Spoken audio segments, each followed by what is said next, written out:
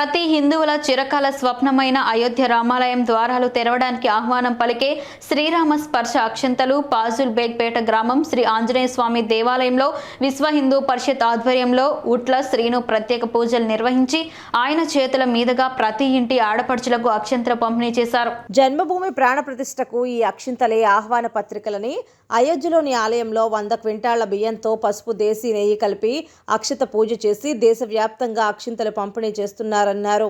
రాములవారి ఆశీస్సులు అందరికీ అందాలని ఆకాంక్షిస్తూ ఈ ఆహ్వానం పలుకుతున్నామని తెలిపారు. ప్రతి ఇంటికి అక్షింతలు అందజేసి రామ ప్రాణ ప్రతిష్టను కళ్లారా చూసే అదృష్టం కల్పిస్తున్న ట్రస్టుకు భక్తులు అభినందనలు తెలిపారు. అలాగే జనవరి 22వ తేదీన ప్రతి ఇంటిలో 5 దీపాలు వెలిగించి ఆ రోజు భజన పూజ కార్యక్రమాలు చేయాలని సూచించారు. ఈ కార్యక్రమంలో బజరంగ్ దళ్ జిల్లా ప్రముఖ్ రావాడ రాజశేఖర్, బీజేపీ నాయకులు పైడి హరికృష్ణ, ఆంజనేయ స్వామి ఆలయ అర్చకులు శ్రీ పెంట వాసిష్ఠ కార్తికేయ శర్మ, సిల్లా వైకుంఠరావు, సిల్లా మణి, పట్నాల మధుకుమార్, గ్రామస్తులు అధిక సంఖ్యలో మహిళా భక్తులు పాల్గొన్నారు. భక్తులు 50 మంది స్వామివారి అక్షంతలు తీసుకోండి. ప్రతి ఇంటికి అక్షంతలు వస్తాయి.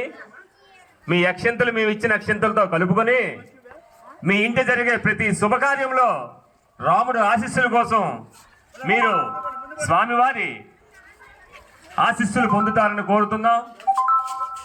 ఈ రామ జన్మభూమి తీర్థ ట్రస్ట్ వారి అలాగే RSS హిందూ ధర్మ